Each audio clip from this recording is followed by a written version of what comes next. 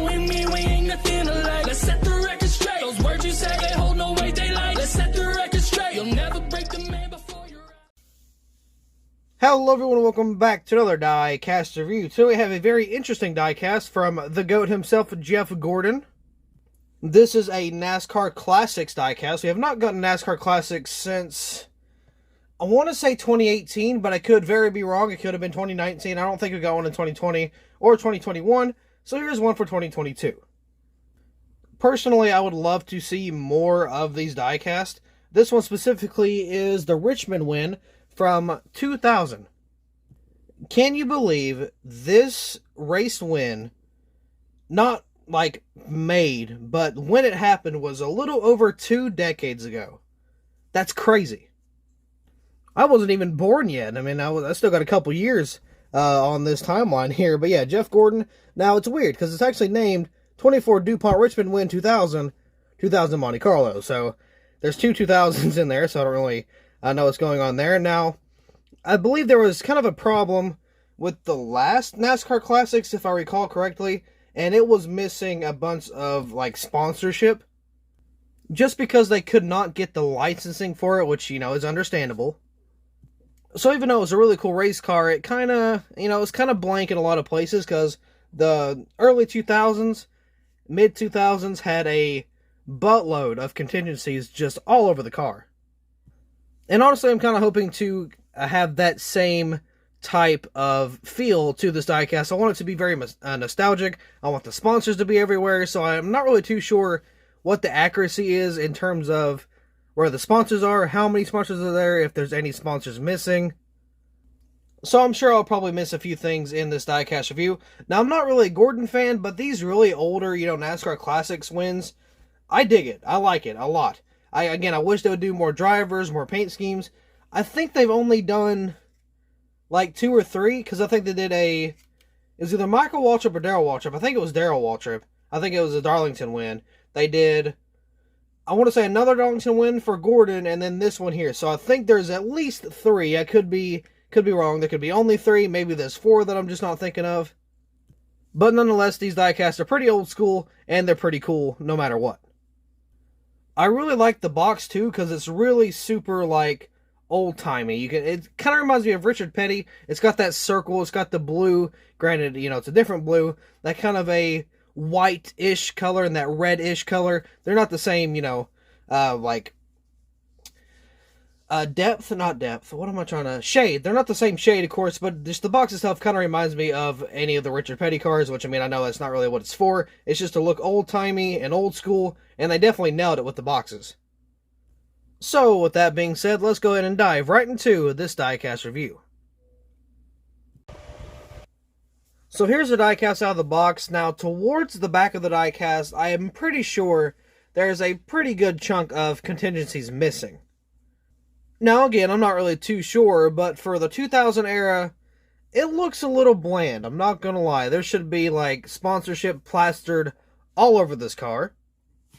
But again, don't quote me on it. I might have to look at some reference pictures or reference video for anything, just to see if the back end is a little off, or it could be, you know, spot on. I'm sure the damage and stuff is spot on, or the race wear. But contingency-wise, I have a feeling there was a lot of contingencies and sponsorships that they could not really get the licensing for anymore.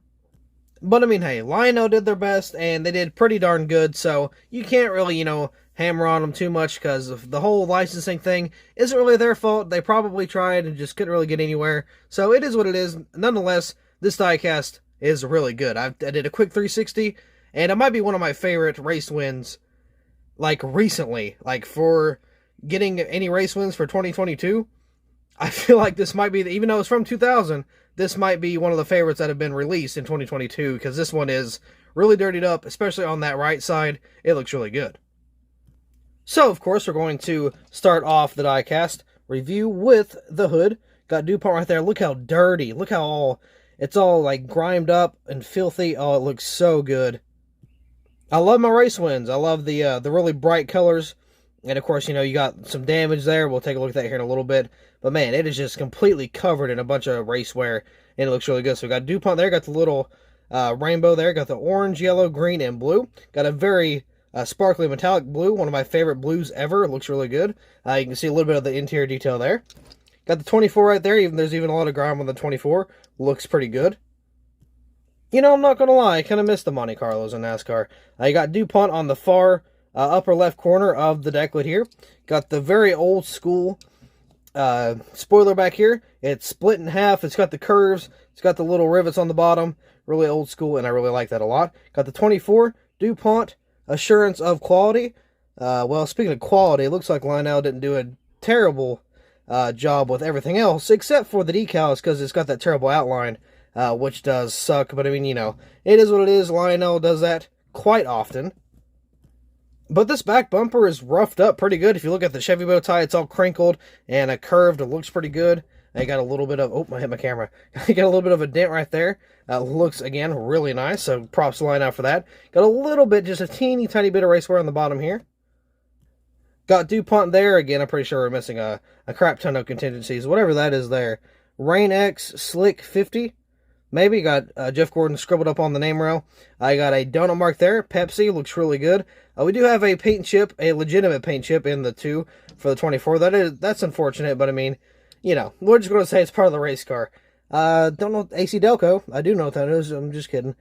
Sorg, maybe? Source? No, I don't know how to say that. Hendrick Motorsports there. Got a little more race wear down the bottom. Now, here is where all the contingencies come in. Now, there is a red square right here. You may be wondering why. That is because this was the Winston Cup era, and of course, you know, they can't use Winston Cup, so they had to just kind of leave it blank. And then there is I believe there should be a spot right there where that blue square is above the Gatorade and over. I guess I just couldn't get sponsorship for that either, or licensing, I guess. So it is quite unfortunate, but it is what it is. Got the NASCAR 2000, NASCAR race car, Dupont, Ray Bestos, it's hard to tell what that one is. True Value, Holly, Gatorade, Spicer, Comp, Bowman, EA Sports. I don't even know what that one is. Nomex, Mac Tools, Merst, maybe? I don't know, it's kind of hard to tell. Got Goodyear right there. It does kind of fade into the yellow, so I'm not a fan of that, but there's a big old mark right here. Looks really good. We can see, let's see if we can, there we go. Got Moog, Clevite, Prestone, Simpson, Edelbrock, and I can't tell what that one is on the bottom. We got the roughed up front in here. Of course, you got that black splitter. Looks very good. So on this side, got a little bit more race wear. Of course, with that Day Glow orange, looks really sweet. Down the side, we got a black side skirt. Got the 24 right there. Got a little bit of race wear. Not a whole lot, but there's some there. Got some more race wear here. And you got a little bit of the fuel spillage right there. So, you know, pretty cool little die cast. Again, I wish we would have more sponsorship on the back end. But, you know, due to licensing, we couldn't really get that, sadly. But, you know, it is what it is. Not really much you can do about it. But again, man, this may be a really old die cast in terms of, like, actual, you know, year-wise. But it's a brand new, fresh die cast. Again, out of the box. We just got it recently. This is from one of the newest shipments from Lionel. So I am glad I was actually able to pick up this die cast. And honestly, I recommend you do the same if you can or if possible. Especially if you're a Gordon fan or a Hendrick fan. This is definitely one of the cars for you, man. This is one of the best classics car, in my opinion, we've had. Now, you could say the wall trip was pretty good because, you know, it had the chrome numbers. It was a Darlington win. And you could say the other Darlington win from Gordon was good too because it had all that confetti on it. But, I don't know, in terms of race damage, I'm pretty sure this one takes the cake.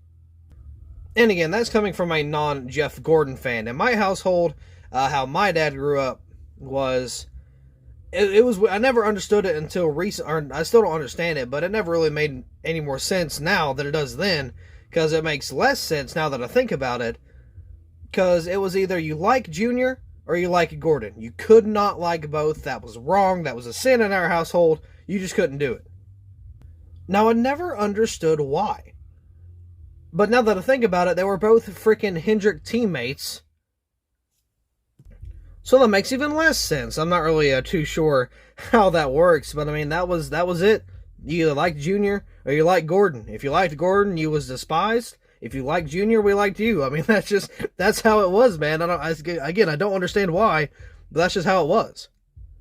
Even though it may be something I will probably never understand till the day I die, it is something I will be very, not passionate about, but it's something that would hold dear to my heart because we did have that little rivalry in our household. And that made it even better when Big Z would come over because he was a huge Gordon fan. So, that made for some fun racing.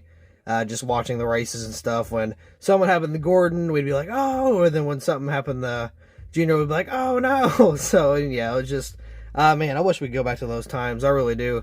It's just, racing's not nowhere near as good as it used to, but I believe it's picking back up now because these next-gen cars do wonders. Except for Texas. Texas just sucks. But, except for Texas, the next-gen car has actually done really well. I'm very pleased with the performance, but I'm not pleased with how thin the Goodyear tires are because that has caused a lot of damage and a lot of problems. Not only that, they do need to fix the structure of the car. Like, if you hit a freaking lightning bug, your day's over. Like, you cannot hit anything. You cannot touch anything. If you even spin, you're lucky to even continue the race. If we had the body, compression of the Gen 6, meaning, how tough they were, or even the compression of, the Xfinity cars, and the performance of the Gen 7, fantastic. It would be amazing. But nope, we can't have that anymore, sadly. I hope within the next coming years, NASCAR actually kind of fixes the axles, because again, you get clipped in the tire one time, you're done. I mean, your day's over. But anyway, small little rant over, and so is a diecast review. So thank you all so much for watching. I hope you all enjoyed, and I'll see you in the next video.